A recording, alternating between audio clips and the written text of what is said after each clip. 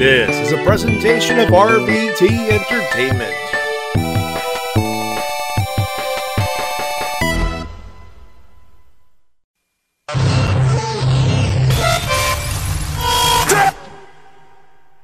This isn't about the dead, it's about the living. It's about my mother. It's about my sister. It's about my wife. It's about the 14 years it took me to go from undesirable to un-goddamn deniable. You know, they say all men are created equal, but you look at me and you look at Small Joe, and you can see that statement is not true. Because I'm better than you, and you know it. In the back, there are men and women, seasoned professionals, dues paid in full, gunning to be the best. I'll always light the way, and all you have to do is let me in. Oh, a little bit of the bubbly.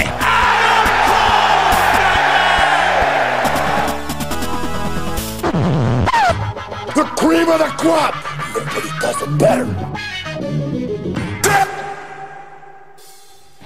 Hey, hi, hello, ladies and gentlemen, and welcome to the Wrestle Cast, presented by RVT Entertainment on thebrokeninfinite.com, which just does not exist anymore. See, I haven't committed to memory. That's what it is.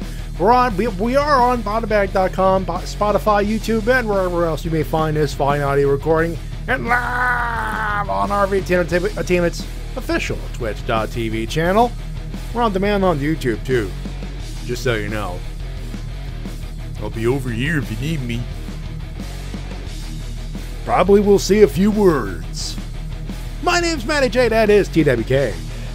Ladies and gentlemen, I'm TWK of TWK Interviews. I'm here to entertain you for another however long this Wrestle Cast goes.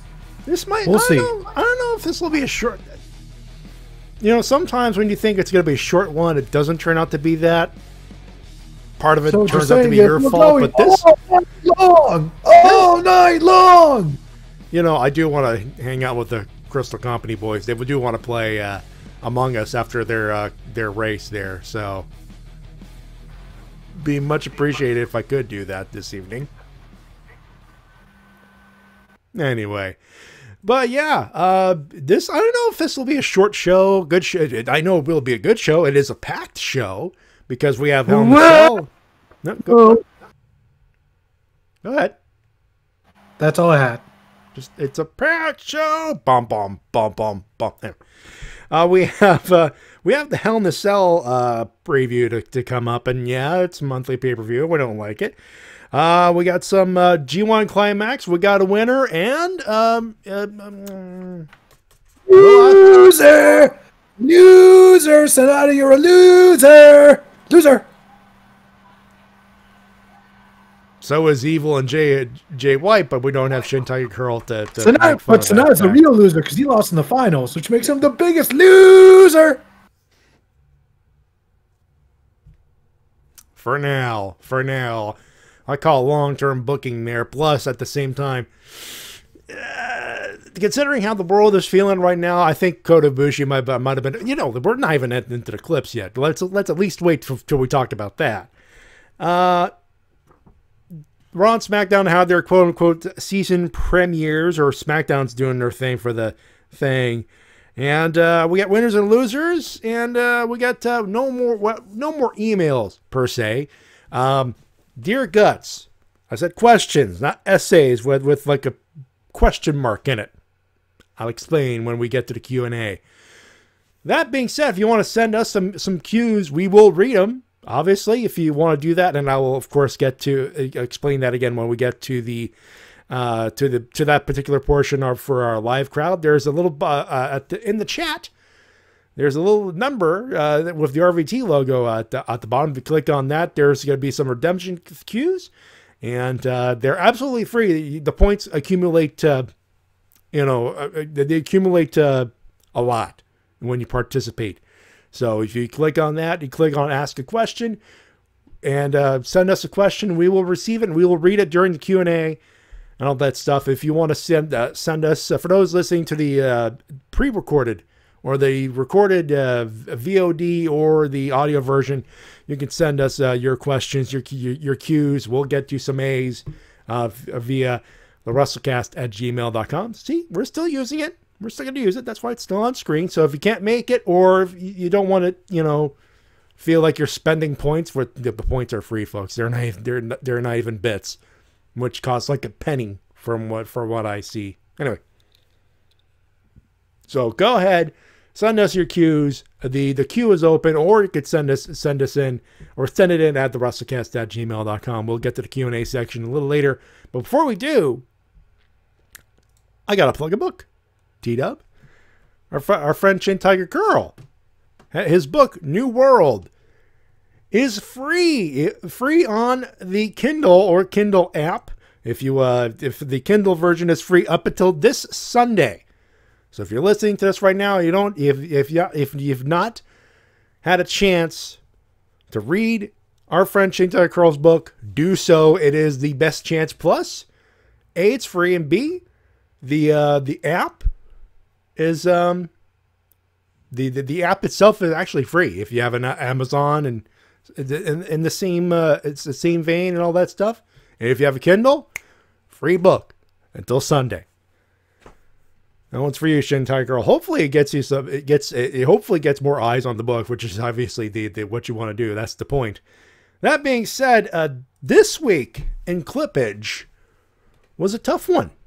There were some good promos. I did something, T-Dub, that I have not done since WrestleMania weekend. Watched all 3 hours of Monday Night Raw live. Madman! Yeah, I'm not going to go into the details why. It was a case of the opportunity was there, and I'm like, at this point, why not? And the first segment started off well. They had The Fiend and Alexa and Harley Bliss. Alexa Quinn. Alexa Bliss. And, well, it started well, and then Retribution showed up, and then Hurt Business showed up, and I was like, zero to confuse in one segment. That's got to be some kind of record, Junior. Retribution's getting buried, folks. It's a matter of when, but that's another story. But Matty, they're not getting buried. It was only one loss. One clean loss on free TV. Against a mid-card faction. But they said it was just one loss. They could still be the ass kickers, right? Look, right? If the match was placed in the middle of the show and Mustafa Ali's promos happened before the match, I'd be like, okay, it's one loss, no big deal. They got fed to the Fiend. But the Fiend, he's a badass, so clearly, hierarchy. You,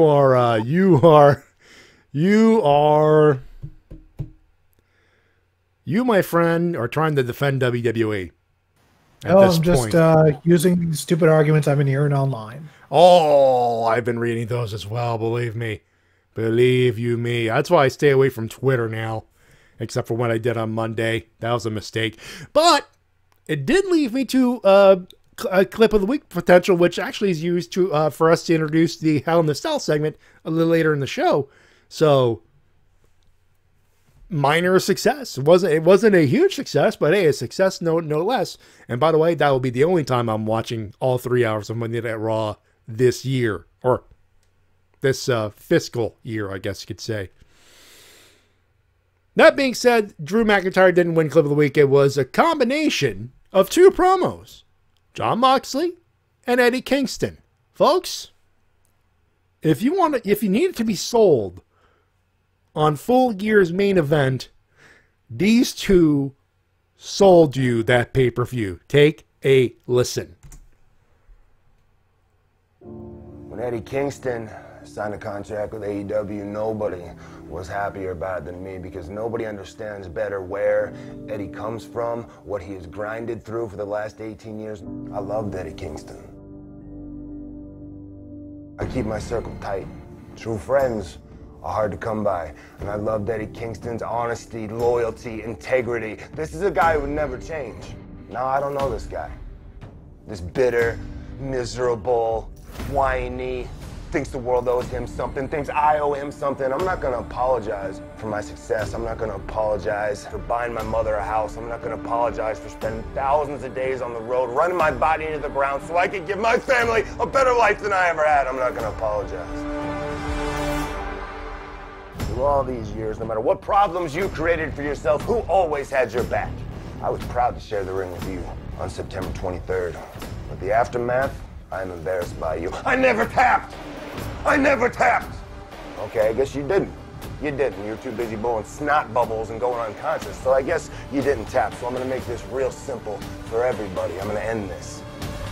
November 7th at Full Gear, I quit. You are going to verbalize it for the entire world. I'm gonna beat and torture you until I get my friend back or I end you. And now finally, for once when things don't go your way, you'll have nobody else to blame but yourself. Hold on, I'm crying. Hold on, I'm crying. Hold on. Before I get to you, before I get to you, Mox, I'm gonna go to my family members first because unlike you, I don't forget about my people. Pentagon and Phoenix, they're in the #1 contenders tournament for the World's Heavyweight Championship. They're gonna go out there next, ladies and gentlemen, and they're gonna show you why they're the best to ever come out of Mexico. Why they are the best luchadors ever to do it. Then you have the Butcher and the Blade with the beautiful Bunny. Later tonight, they're gonna knock out all the tag teams in that four-way, and then they're gonna go and take on FTR. And after they're done with the FTR guys, guess what? You may make a phone call to your old bosses and beg them to have you come back. Speaking of entertainers and old bosses, let's get a little reality here. John, what you said in that was all true. But here's my response. I had to turn that way. I had to become bitter and angry and a snake and a liar and this and that. Do you think I look at myself in the mirror now?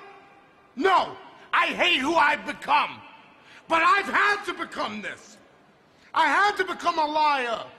I had to get underneath their skin because my ends justified my means. Because when I wasn't playing the game, when I wasn't a snake, I got nothing. But now, I'm getting the World Heavyweight Championship shot. In an I Quit match. I never quit at nothing in my life. And I'm not going to quit on the 7th, John. You're gonna have to go to a really, really deep, dark place. And you know what? I live in that place.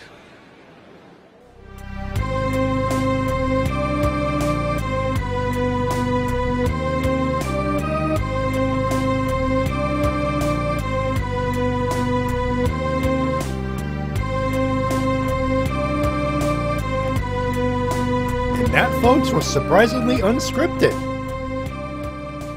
See what happens when you get two professionals who know how to talk and know how to wrestle, coming together and cutting those two promos. Also, I love the usage of Weird Al there at the end. Perfect, Matty. Coolio's Gangster's Paradise, man. I'm pretty sure you mean Amish Paradise. Come on. No. That was intentional. Most of my lives living in an Amish paradise. No. Like, I was trying to make it, well, both are equal. Devin the Great says, well, both are equally good. But I'm not disagreeing. I'm just saying the intention was Gangster's Paradise because... Thank you! You know, Fuck, yeah, I just realized that. I did not. Oh, my God, yeah. It is Weird Al's birthday. So this was... Okay, so this clip, what I just produced, that was produced yesterday. I had no idea today was Weird Al's birthday. I didn't know. You know? Suck it. Really, dude? Are you going to be that contrarian tonight? Is that what it is? I don't know what I'm being tonight. All I know is I'm being me. And that's the only thing I can be. Fair enough. Before we continue, MD Commissioner in the chat, I'd rather the Fiend kayfabe murder retribution so they debut under under their old names and without the masks. I'm not gonna lie, that's an intriguing proposition. Also, MD Commissioner, this week's SmackDown, we're adding matches to the pay-per-view. No, because I got the card on my phone right now. I got the card right now as advertised on Wikipedia. It's only the 4 matches that were announced before the show. That show. So obviously things are going to change a lot. So we're not going to have a full card, but I think at this point you don't care about the rest of it. We're going to talk about the 4 top matches that matter. Hell in a Cell. Here we go. And Cyber Rider, hold up. WB does wrestling? We know, right? You would think, because the last 6 months they've been doing nothing but shit shows.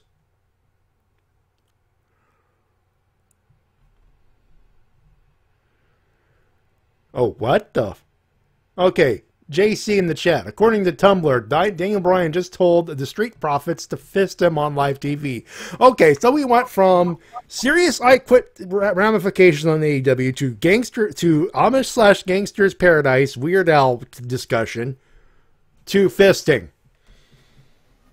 My show, ladies and gentlemen. My show. Jesus. Anyway, I've lost my track of fun. Thanks everybody. Thanks for making me sound not professional. That's much appreciated. According to JC, it was a poorly worded request for a fist bump. I do that too. Ladies and gentlemen, Daniel Bryan, much like myself, white and a little lame. Yeah, Zack Ryder does a lot of fisting. Yeah, phrasing. All of the phrasing. Anyway, so it basically this is an interesting little dichotomy, because in a couple of weeks it's Full Gear. Main event is an I Quit match, straight up, and this weekend one of the big title matches, the Universal title, it's inside Hell in the Cell, but it's also an I Quit match. This is going to be a very interesting compare and contrast here as far as booking styles. Or at the very least in the storytelling department.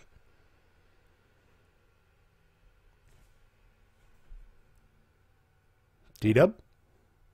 I can't disagree with you there. It's definitely interesting. And I'm definitely looking forward to one match more than any of the other ones overall, but we'll get to that in the third segment. Of course. I know you got a list of stuff you want to talk about. Let's do it. First off, let's talk about this week's AEW Dynamite, which is easily the most controversial episode to date. Controversy all the way up and down the card. Oh boy. Obviously, the first one, the one of the glaring ones, and V1 touched on Twitter when he was watching earlier today, and he was watching and he saw what happened with Reynolds with that bad bump. Turns out Reynolds he comes back up and he says, "I'm fine. The crew took very well care of me. Everyone took care of me." V1 threw a shit fit over it, and that's where the controversy is. The poor guy is knocked out. Period. And they continued wrestling around him when he was knocked out in the ring. Yeah, Butcher and Blade pretty much had to drag him over to their corner to get him out to get him out of the match. Like, they dragged him into their corner, and then they had to literally raise his arm up to make the tag. The timing of that was bad. Yeah, because this is removed from the whole Matt Hardy debacle. Normally I would say, well, AEW does have a good protocol, has a good way to take care of stuff. They do take care of their performers. This can all be true, but this and the Matt Hardy thing. And guess what? They're doing the thing at full gear. I think they're going full cinematic, by the way. We'll get to that in a couple, obviously. But just this and just the bad bump there, and this obviously this bad bump. This was not a good look. Not a good look at all. It's just plain bad. In the slightest. And actually, speaking of that match, Young Bucks versus FTR finally set up, but JC had a big tweet thread that he had myself teed up and Shin tagged in. I'm not gonna read the whole thing, but long story short, he not a fan of the build-up. Doesn't think it's going to be as good as it is advertised. And, you know, me and him had a back and forth for a while, and I couldn't disagree more. I am enjoying this build because I'm not seeing the Bucks as heels. I'm seeing them as edgy baby faces because they've just been so fed up with just losing and losing. Every time they get so close, they just lose right when they need that win the most. They just keep on losing right at the last second, right when it would get them the biggest momentum shift. I think, yeah, and JC, he does rebut, say, I was a fan of it until FTR won the titles. That's where I think it went wrong, he says. I personally believe that this is a case of, this was, especially with Kenny Omega as well, this is going to be a case of long-term booking. And right now it doesn't seem to make sense, doesn't seem like it's working. But AEW has been very good and very patient with their long-term booking. And some of their decisions have borne fruit. The Dark Order is a big example of long-term booking paying the fuck off. That's just one good example.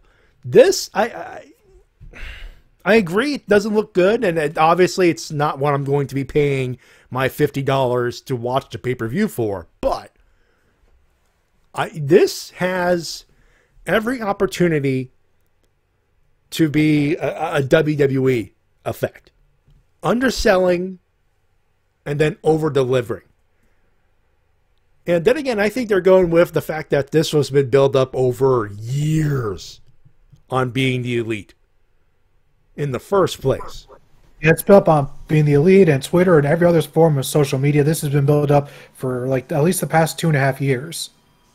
So this has every chance of being, people are going to be hyped on that alone, on that build-up alone, on that history alone. So, and MD Commissioner, I feel like this point, about anyone in the Elite's gravitational pull, Omega, Bucks, Cody, Brandy, are tweeners. You cheer, boo them based on whoever they are facing. That kind of makes sense. Devin the Great. The Bucks might be becoming underdogs in the Young Bucks FTR feud. Might be. I mean, the Devin the Great. I lost respect for MJF. Hey, let's talk about that. Yes, le dinner, demonair. I relished in the awkwardness that this is bringing. Obviously, I don't know if it's going to be a feud or it's going to quote unquote become a feud by the end of this year, but I'm gonna put it this way. The build up to the start of the feud has been both awkward and amazing at the same time, and I freaking love it. Oh, James E. Cornette lost respect for MJF. Well, I'm just gonna leave James E. to MJF himself. We don't need to roast him any more than that. MJF can take care of that shit himself. More than capable of roasting James E. Old Fart Cornette. But JC, they got pipes. Well, we knew Y2J got pipes, but MJF? He's a choir boy. He used to be an a cappella group. Skills well used here. This, the Always Sunny in Philadelphia setup, the obvious parody song, the ending. This was awkward. This is one of those most ridiculous things. And at the end of it, I'm on the floor laughing my fucking ass off. And for those wondering, Stinger. That's all I'm going to say there. Yeah, this is one of my favorite segments of the entire year. Oh. This might be the best segment of the year. I don't know. I don't know if this counts as promo of the year, but if yes, we it have, does. I think it might win promo, or either promo or singer. I don't know what it is, but we're gonna have to figure out a way to put that on our best and worst list as the best segment of the year, or best promo. I don't know how I'm gonna figure this out on my list, but it's going on the damn list. That's for sure. And it's a lot of people, oh, this is wrestling, WWE wouldn't have done something that ridiculous. Obviously, if you have not seen the original quote unquote original Slammies, 1, 2, stand back. You want to talk about ridiculous? There, yeah, right there.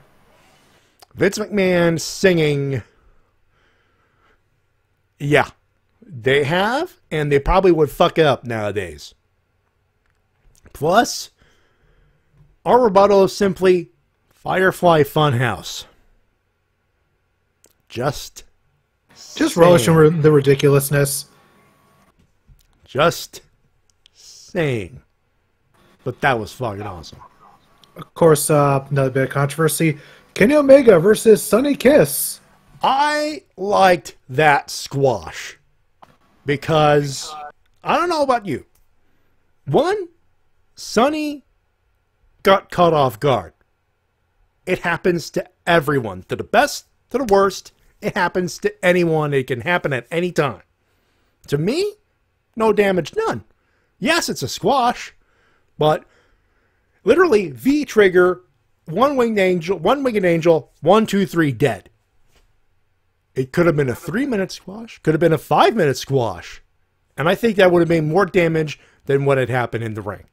2, this was establishing the cleaner. Like, not, oh, it's Kenny Omega, as in the cleaner character. Or at least an evolution of the cleaner in AEW. The nonsensical delusional babyface cleaner, where it's like, oh, I'm the good guy, psych cleaner. For me, I will say I did enjoy his entrance, where they had Justin Roberts read off every single accomplishment in his career, essentially. Pulling a Kurt Angle in a sense. Yeah, he's definitely showing a lot of similarities to Kurt Angle, because on top of all the accomplishments being read off, and thinking that he's, a good guy despite acting like an asshole, there's also the fact that, what was I going to get at? I forgot a point, but yeah, just there are a few similarities there between him and Kurt Angle back in those days, back when, like, 99, 2000 Kurt Angle. Yeah, and Guts says, well, that Justin Roberts thing irked me. I think that was the point. Oh, 100%, because it was like the PWI Wrestler of the Year 2018 and 2019. He is broken Dave Meltzer's 5-star scale 7 times. He's done this. He's done that. He's fluent in Japanese. Even once translated for Michael Nakazawa. And even once wrestled in North Carolina. To me, I'm okay with it. And Jake Hawkins, I think it would have worked better with Joey Janela, because harkens back to that 30-minute match they had. I think that was the intention. It was like 30 minutes to 30 seconds. But I think either way it works better. Personally. Anyway. Next, the match of the night was Phoenix versus Penta. Which those two just went out there and just went hog wild. They went nuts. They didn't have as much time as I think they wished they would have had, but they had a banger. That was a great match. And it made me miss Lucha Underground. Gotta love those nostalgic feels, because that match, Pentagon versus Ray Phoenix, that was a major league feud in Lucha Underground. So that harkened back to that rivalry. Also gotta love how in Lucha Underground, when Pentagon would do the arm breaker, the person would sell it for like 3 weeks. But here, Phoenix he only sold it for about 5 minutes. Which shows you the difference in the shows.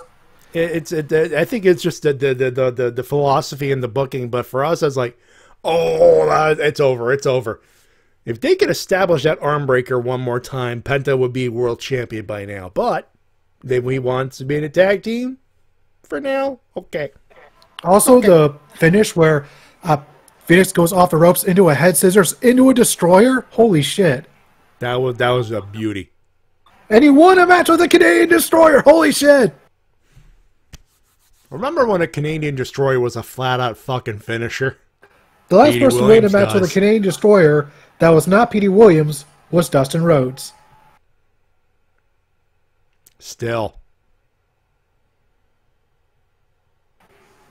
And as we mentioned earlier, Matt Hardy versus Sammy Guevara will be an elite deletion match. Look, broken Matt Universe match. I'm okay with that. Also, I'm the commissioner. Funny enough, I thought Penta versus Phoenix would have gone the time limit draw, had giving Omega a bye into the finals. Also, we do have news on that, by the way, and thank you for reminding me. Phoenix got injured in that match, landing on his head with the head scissors off the top turnbuckle. Yeah. So Pentagon's going to replace him in his match versus Kenny Omega whenever that match is happening. Hey, either way, the match will be awesome. It ain't gonna be a 30 fucking second a 30 fucking second squash. That is for sure. I hope they don't squash Pentagon. Please do not squash Pentagon. Please don't. Let's see. We also have news that WWE is having a mandatory virtual meeting for their town to stop the scumbaggery. The scumbaggery of what?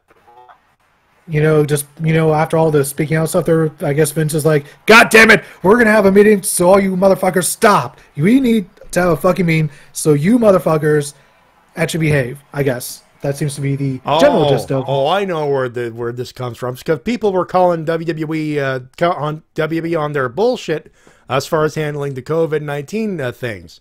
There was a report saying people were getting investigated. There were a couple of restaurants and all three WWE venues. They're also being investigated. Every one of their arenas being investigated because apparently those are COVID hotspots.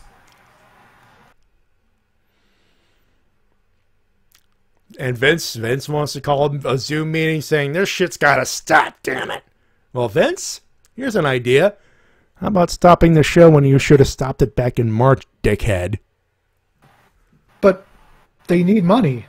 Clearly. They're poor. And then you wonder why I stopped for 6 fucking months. You see, Vince McMahon, he's practically in the poorhouse, Matty Jay. He needs to be in the poor fucking house, if you ask me. And Jay Coggins, yet Velveteen Dream still gets a match to open NXT. Folks, I've said it before and I'll say it again. Yeah, was that shit happen? Is there proof? Yeah, but at this time that should have been that shit could have been photoshopped. That could have been another someone. Look, at this point, I don't give a fuck what the fuck Velveteen Dream did. If they want to bury him because they think it was true, let him get fucking buried. He's a heel now. Boo him. You got a reason to boo him. I don't think people really want to see him, period, on television. It just makes him uncomfortable, and I don't blame him. Just like, ugh, get this guy off my screen. Ugh, creepy. Fast forward. A long time ago, Doc Pepper had the best essay ever, video essay ever. You don't like him? Don't react to him. Well, there's not really anyone reacting to him because there's pretty much no one in the building. Don't react to him. Don't tweet anything on Twitter. If you're on the Thunderdome, turn your back to the Thunderdome. Well, they might replace you, but they're still gonna notice you. And also, JC, who the fuck cares? AEW's still winning in the ratings. The minute Velveteen Dreams wins a ratings war against AEW is the minute I'll start getting concerned again. Also, what did Hager do on Twitter? He basically called Stephanie McMahon out because WWE won some award for some nonsense thing or whatever, and Hager called out Stephanie McMahon for hey, the whole independent contractor bullshit. What about that, Steph? Huh?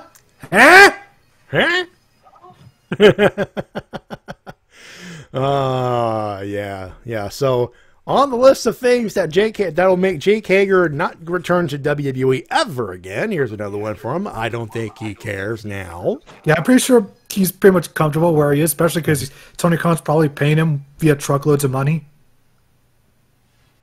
And he's allowed to MMA fight, and he's signed up for another Bellator fight. So there's that. Yeah, he's like, oh, he's pretty much set for life at this point. He can just burn all his WWE bridges. At this point, all he's got to do is take a couple of bumps a month for AEW and punch a guy in the face every once in a while, or break, or submit a guy. MMA stuff, things. He's good. He'll be fine. Moving on over to New Japan. Tanahashi wants the U.S. title. However, I believe he's going to have to go through Kenta because he's the one who has the briefcase. Yep. Kenta won the tournament for the #1 contendership. Once Moxley will be cleared to wrestle for New Japan. Which I believe will be Wrestle Kingdom because in order to go to Japan, he's going to have to isolate for 2 weeks first. And not wrestle for 2 weeks.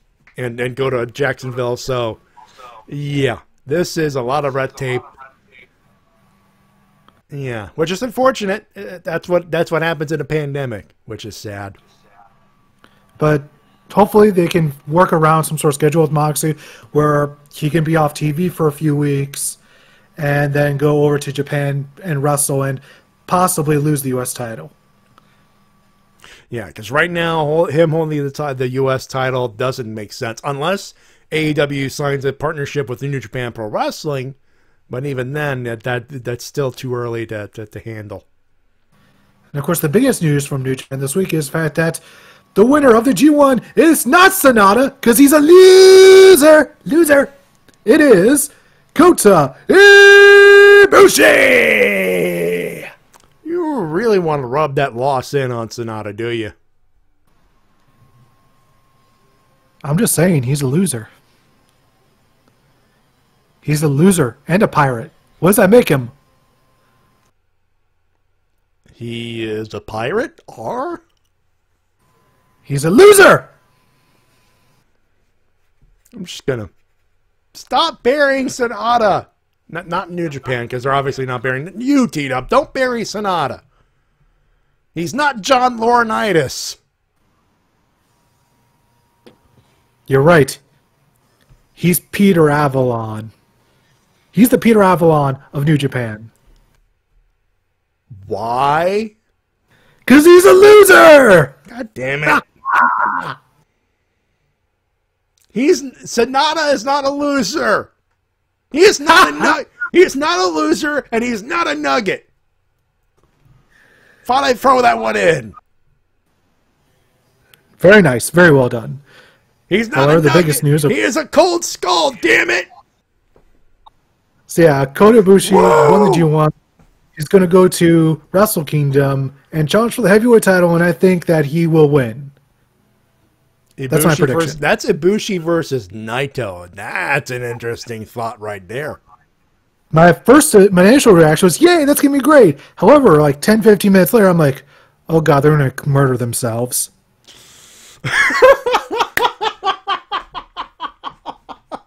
For Wrestle Kingdom, you may be onto something there.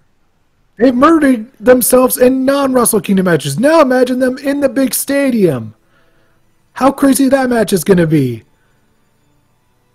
Whoever's putting that match together, better pull them aside and say, no, fucking stop it. No, just no head bumps. No landing on your goddamn heads. No jumping off of 30-foot balconies.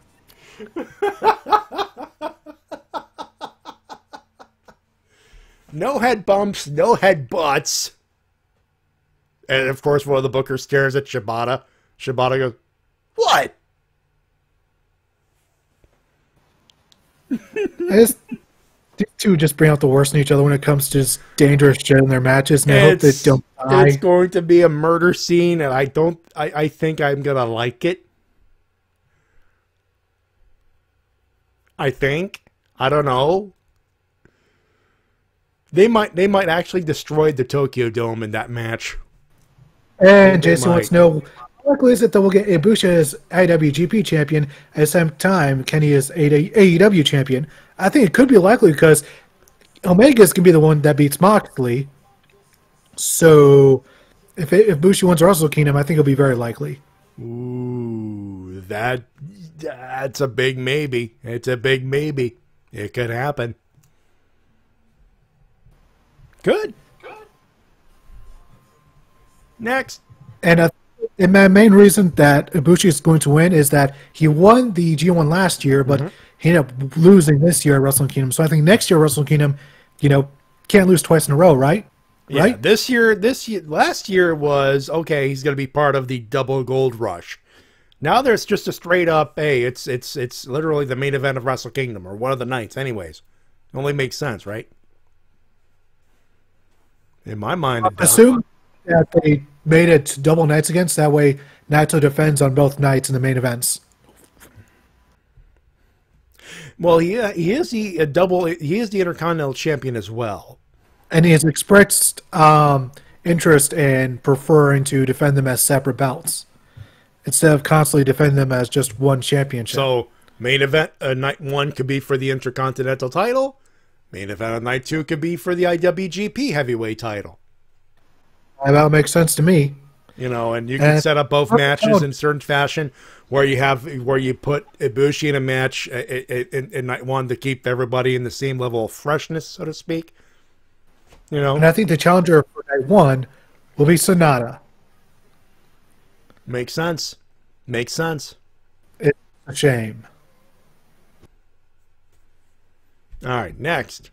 Oh yeah, speaking of New Japan, I think we got to bring up Will Ospreay's noodle thing. It's funny. Last week we were talking about the state of the factions in New Japan, and I think Gato and his crew are trying to fix that particular situation. Apparently, Chaos is practically dead now. Yeah. In its place, Will Ospreay and the Empire. It's right now it's only Will Ospreay, B Priestley, and a third dude. Apparently goes by the name Great Khan. Cool. Not too familiar with him. Me neither. I wish I knew more. You know what? It's going to be a case of we'll find out if anyone else gets added down the line. Do you know who I'm keeping my eye on, though, as a future star in this company? The way to the Grandmaster, Master Wato. Maybe, yeah. He has blue hair. He does. What else do I need to say? I think at this point we'll have to wait and see. I think that's it. Hey, new faction. Cool. Who else is in there? We'll find out soon. That's it. What else you want me to tell you? As far as my notes go. Sorry, what? That's all I have as far as my notes go. Wow, that's a slow news week then. Yeah, but we stretched it to a reasonable length. Yeah, we got some time to kill. So, ladies and gentlemen, as I said, Q&A time. Send them either in the chat or in the request thing. You can send them at the wrestling, or if you want to be read while we wait for your Qs, or just simply can't make it to chat, you can send your question or questions at the WrestleCast@gmail.com. Before we do anything else, though, I need to talk to Guts, because I said question, not a full freaking paragraph. However, there are some good points, and I will read some of the questions in there. I don't have much to gush over in regards to Chris Jericho and MJF doing the Me and My Shadow at the steak dinner that you guys haven't already said, but has Diva seen it? Not to our knowledge. And I'd like to know her response to that. Jesus, I don't know if she's seen it, but there you go. Jay Coggins, the faction's new hidden ace, above average, Mike Sanders. But one question is, who in WWE would be able to pull off something this bombastic? Probably New Day. but that would be my guess. It was asked, so look, paragraphs are cool, but just keep it to like one question, to like a simple question, not a full paragraph. But he does ask, I think this is a legit question. I'm not totally biased on only watching AEW though. I watched Ring of Honor this week and it was fine to watch. I don't watch often. I try to watch it because I am cheap and I don't watch WWE. Who is your favorite to win the Ring of Honor Pure Tournament? Is Jonathan Gresham still in it? I could double check real quick, but I believe he still is in there. That would be my pick if he's still in there. Pure title tournament. All right, let's see.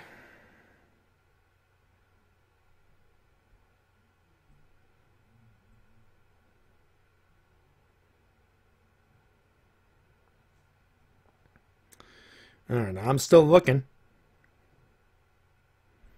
Still nothing here. This is, oh, there we go. There's the bracket. Let's see. I don't have an updated bracket here. I'm trying to find here. And yeah, Guts says yes, he is. That's my pick, Jonathan Gresham. There you go. That would be our pick. Yeah, it makes sense. He's been one pushing for that as well. So I think it only makes sense.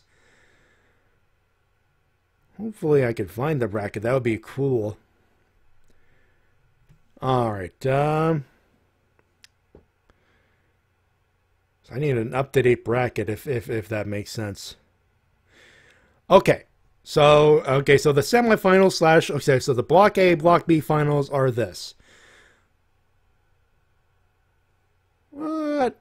That can't be right. Oh, I see G Lethal. Okay, so I have let's see. The two finals are this. Jonathan Gresham. No, that's not it. Okay, so A block final is Williams and Jay Lethal versus Woods and Jonathan Gresham.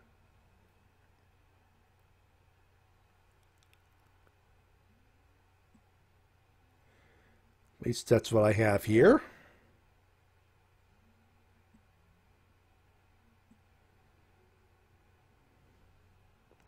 Anyway, sorry for the you could keep talking, by the way. This is radio. You can keep talking, dude. Devin the Great. I'm not allowed to say words. What are you talking about? You are allowed to say words. This is the show. You're allowed to say words. Fuck basket.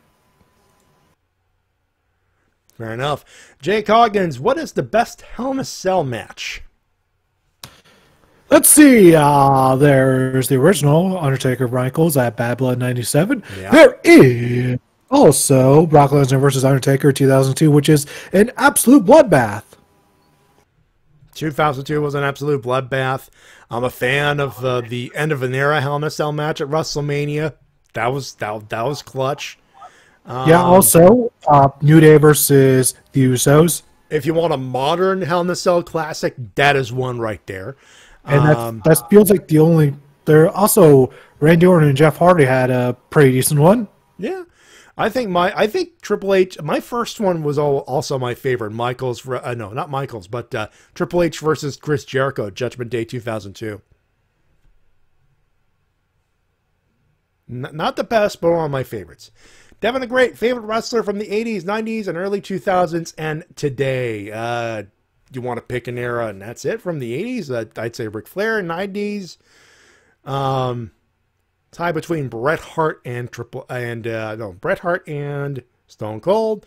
In the 2000s, Triple H and early days Kevin Steen.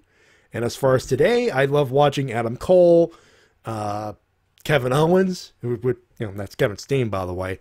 As far as just watching guys right now, I mean, not many, but before this whole mess, I loved watching NWA, and I loved watching guys like Aaron Stevens. Always cracks me up. Yeah. And before he retired, Katsuyori Shibata. What about you, T-Dub? Let's see. Favorite wrestler from the 80s?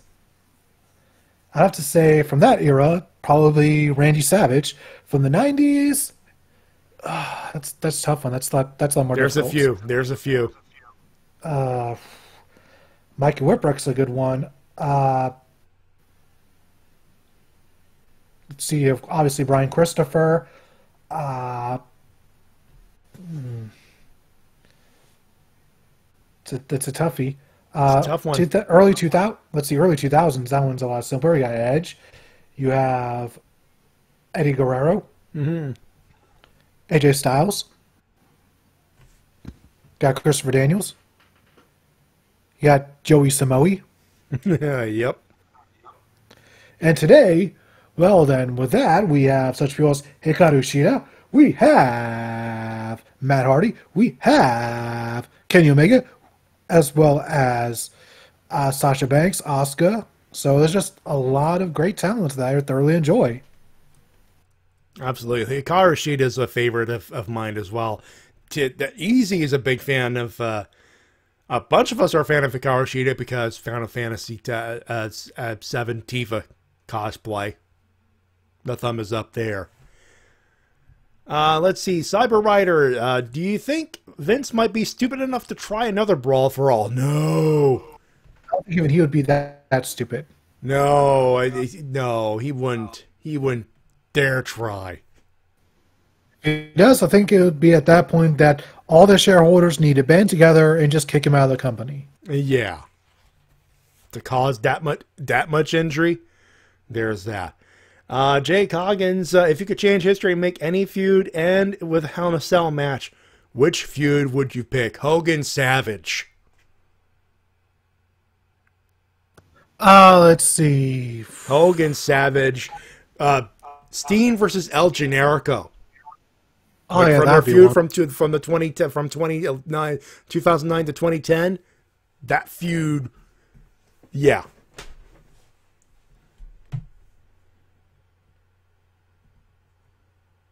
Also, Samoa Joe versus AJ Styles. Yeah. Yeah, that deserves that cage for sure. Especially at the beginning when Joe was literally just murdering everyone in the X division. Mm-hmm. Yeah, and Guts points out AEW's women's division has been hit pretty hard. I think the biggest problem with their women's division right now is that they don't have, like, the only real veteran they have is probably Shida. That's the only one with that skill set to really carry the division. They don't have anybody else with that high skill ceiling. You need someone with that's high skill set, and most of them are in WWE right now, and actually 2 of them are out on the injured list, and the other 2 are fighting over the SmackDown Women's title. Definitely great his picks for the eras there. 80s, his favorite was Jake the Snake. 90s, Sting. Early 2000s, AJ Styles. And today, MJF. Sting is perfect for the 90s, especially that early 90s. The man called Sting! He's a man called Sting! He does this. He does that. He's big like a bull. He's cool like a cat. He looks fine. He looks cool. He does her the thing with a bat. Yeah, JC points out how most women in the division don't really have much character. I think another problem is that they don't do more than one women's segment a night usually, which is a huge problem. Yeah, that's a throwaway, and they shouldn't be a throwaway. But at this point, outside of Thunder Rosa, which that provided a great match for Hikaru Shida, but you need more than just 1 or 2 people to build up a division. It's what made the tag division in AEW as strong as it is, and obviously the men's division, in both the mid card and the main event, strong as hell. It's just the depth of it. And right now, obviously, with Chris Statlander, she's out till next year for injury. I'm not saying that she has that veteran skill set, but she was a key cog in that division. or she was becoming a key cog in that division before her unfortunate injury. Guts in the chat. I will say that at least AEW Dark is letting the women have some matches. I'm eager for Las Sicarias, or whoever it is spelled, to get a storyline on Dynamite. I believe she here talking about Ivelisse and Diamante. I don't know how to spell it correctly. That's what Diamante. There we go.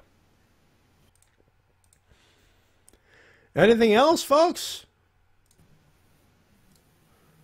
Seems about all right. I think it's now time. Yeah, ad break questionarium. Yeah, I believe it is time for that. So again, Q&A. If you want to, if the Q&A section is officially closed, you could send them. Oh wait, I get the wrong thing. There we go. You could send, if you have any questions at all. Don't send a ton of paragraphs, but do send us questions at thewrestlecast@gmail.com. We'll read them while we wait for questions in our live chat. So if you want to give us a couple questions, we will gladly answer them. But until then, we got to continue. We got Hell in a Cell coming up. Do not go away.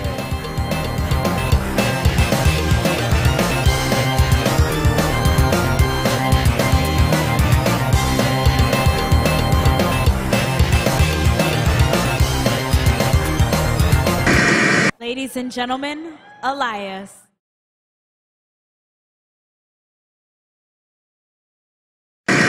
And now a word from our sponsors.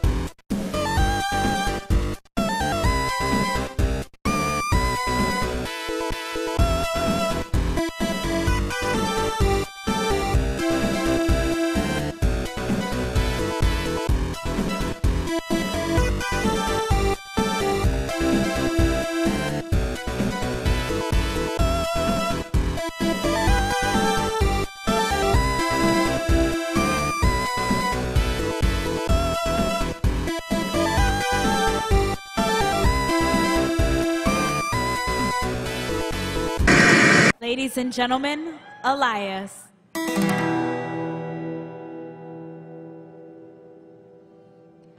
Hello, I am Elias. And now before I begin, please silence your cell phones and hold your applause until after I am done. Because I have one question for everybody here. Who wants to count with Elias? 1, 2, 3, wee! Walk and count along with me. Yeah. You're absurd when you're hungry. Snickers satisfies. This is WMOB Mobile, 12 on your channel dial and 12 in the TV ratings. I've defended this title with the honor and respect that it deserves.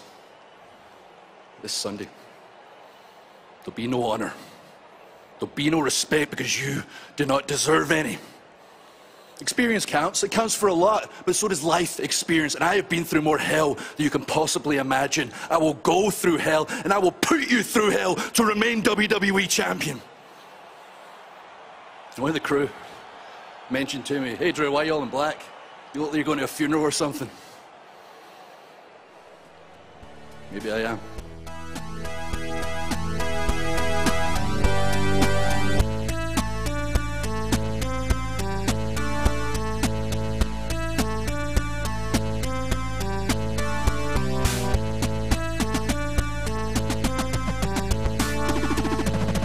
We're back on the Wrestle Cast. RV's here for Entertainment Production. Automatic.com, Spotify, YouTube, live on Twitch.tv. Matty and TWK as per usual. You know who the two of us are. Hell's Bells. We got 3 of them cage fights coming up this Sunday at the Thunder Goddamn Dome. let's talk about them. Actually, let me give that a quick page a quick refresh just to make sure nothing's been added. And it is 10 o'clock, so if they added any matches, and you're listening, oh, they added this match, throw it in if you want to. But at this point, we only have the 4 matches that we have on the wiki, and that's about all the research I'm about to do, because that's all the time they want to give, or WWE wants, or Junior wants to give to the card, which is kind of a thing. I mean, actually, MD Commissioner, Otis versus Miz for the briefcase. And it's got to be Otis because Vince can't help but have a fucking chuckle. Oh, yeah! Turkey! El Gordo Grande! Gordo Turkey! El Gordo Grande. Because draft lottery, what's that? I laughed at that. I was so fucking stupid, but I laughed. Anywho, here are the 4 matches that were officially announced, and don't get me started on they did this or that. I don't give a fuck what SmackDown did. Why do you think we started at 9 instead of 10? The 4 matches that we have on card, as officially put in on the Wikipedia. Jeff Hardy versus Elias in a singles match. It was their grudge match because, stuff. I will say this, though. Elias did have a performance because he was plugging a new album. He had a quote-unquote live Jeff Jarrett performance of one of his songs. I liked it. I joked on Twitter, saying, hello, I'm Elias, me, mute. But no, in fairness, the song's fine. It's a tapper. It's a toe tapper. Give it that much. But the 3 matches, or the three championship matches that were made official and put inside of a big red cage. Why did you paint it red, for fuck's sake? I know toys, but that's Hell in the Cell. They're all 3 are in Hell in the Cell, so we may as well just get to it. Bayley versus Sasha Banks for the SmackDown Women's Championship. I think it's time for Bayley's reign to end, as she's had the title essentially for over a year, so this would be the logical conclusion. If there's anything any feud right now currently going that deserves to be inside Hell in the Cell, it is Bayley versus Sasha, in fairness. I want this to main event the show. I think it should. It's had the longest build. Yeah. I would say it's a toss-up between that and the Universal title, just for the emotional build-up of it. But I do tend to agree with that sentiment, just from the build-up standpoint. Bayley versus Sasha does make sense as the main event. But technically, you could put all 3 cell matches as the main, and I don't think we have too much to complain about. Drew McIntyre, Randy Orton, Hell in the Cell match for the WWE Championship. Can we not turn this into Orton Cena again? Like, I get it. I can't tell. I feel like Orton's winning this one.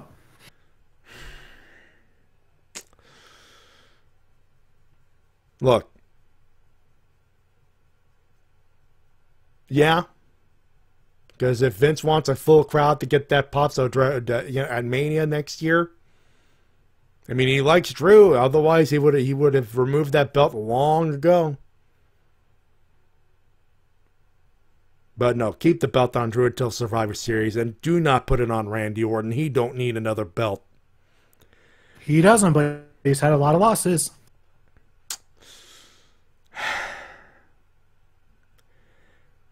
And in an I Quit match inside the Hell in the Cell, Roman Reigns versus Jey Uso. Now, a lot of people say, well, this is overbooked. This doesn't make sense. I would argue that there's precedent for this kind of match. Maybe not inside Hell in the Cell, but inside of a steel cage. I remember this because this was on a steel cage cage match compilation that WWE released back in the early 2000s. Tully Blanchard versus Magnum TA for the U.S. title inside a cage. I Quit rules. Deep cut, I know. But everyone's saying, oh, this doesn't make sense. Why an I Quit match inside Hell in a Cell? You don't need that. That I Quit match inside a cage between between Magnum and Tully was a war. Seriously, watch it. And Jay Coggins, wow, they just mentioned the Tully Magnum feud on the Cultaholic podcast that came out today. Timing. Great minds think alike there. And I believe that Roman will win this match. Yeah. Jay will be forced to say I quit for sure. But no, this to me, it makes sense. You know, I think it makes more sense on a storyline level than we give it credit to. Personally. And Devin the Great, Magnum TA versus Tully is a classic. And JC, it's the most predictable match on the card, but that ain't bad. Excuse me. But yeah, no, for me, it's like, no, people might say it's overbooked to Hell in a Cell. You don't need another stipulation. Actually, you know what? From a story standpoint, Hell in a Cell, I Quit match. No, yeah.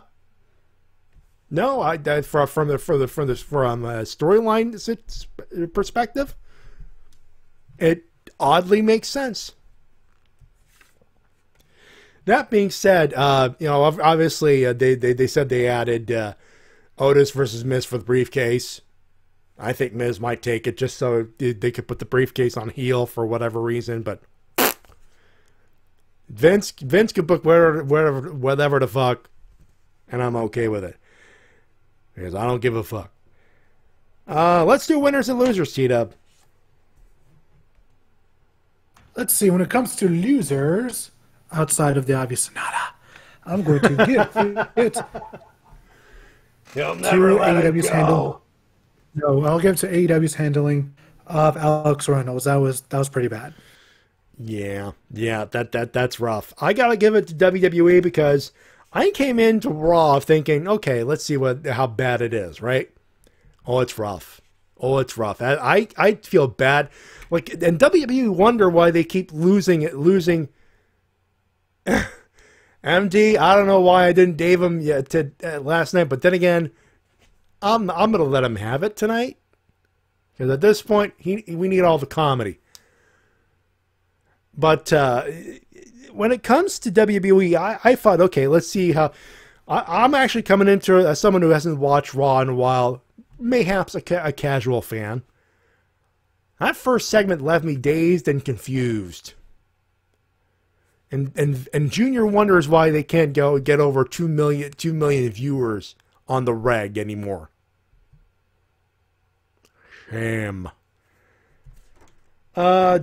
AEW for the handling, that's just bad. That's just a flat bad look. I'm sorry, just rough.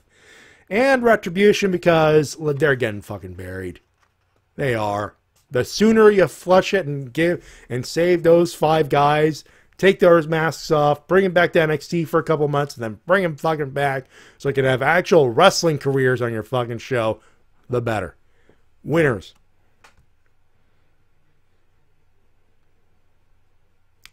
D-Dub? Winners. You're oddly quiet tonight, dude.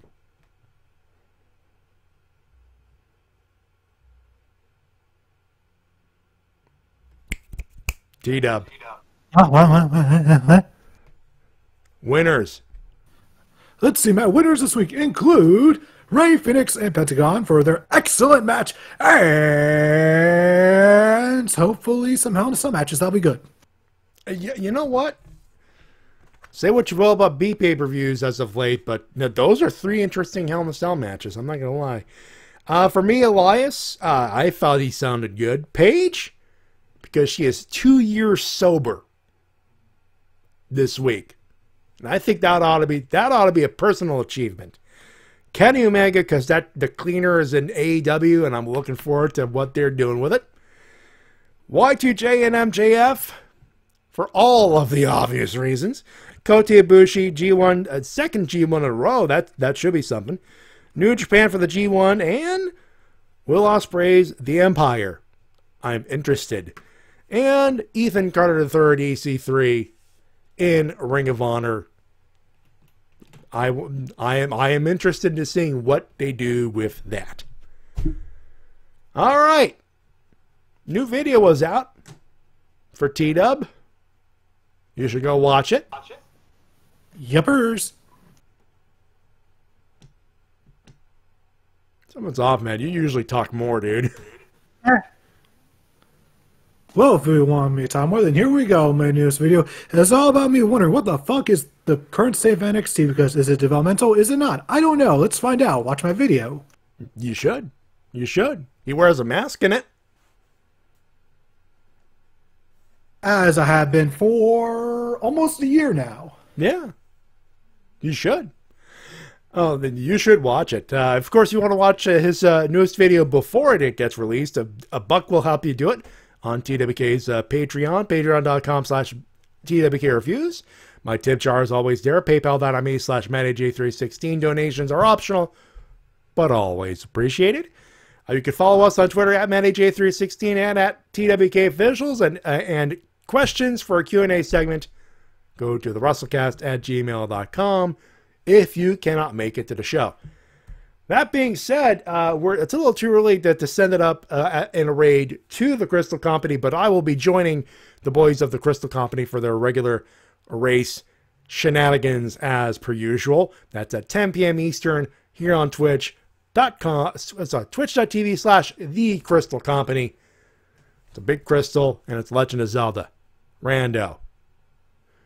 And some of us have beverages. Some of the alcoholic kind. You should check us out. If not, if you can't join us, then it's live every Friday, 10 p.m. Eastern Standard Time. 10:30 Eastern Standard Time. That being said, ladies and gentlemen, this turned out to be a short show. Oh well, these happen. We do want to thank you for joining us as per usual on behalf of my good buddy TWK. Until next time, this is TWK of TWK Reviews telling you to work your gimmick. My name is Matty Jay, reminding you to tell professional wrestling, support your independent promotion as soon as possible. Have a good one, have a safe one, stay safe, and watch your damn hands. I eventually want to fly back to the U.S., so please take care of this fucking pandemic as soon as possible, so I could go to the States and have In-N-Out Burger and hang out with my boys, including T-Dub. By the way, T-Dub, hold on. Before we do anything else, we do have one last piece of business before I wrap things up. And you know what's coming up. Kogami? Happy birthday to you. Happy birthday to you. Happy birthday. Happy birthday to you.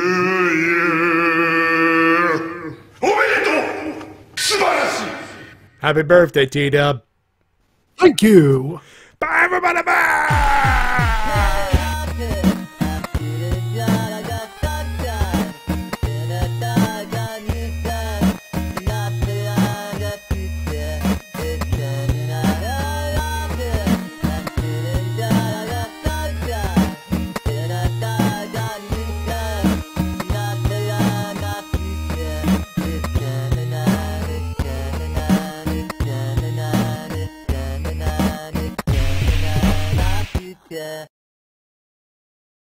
So prepare yourself for the bloody mayhem and unholy carnage of AEW Dynamite.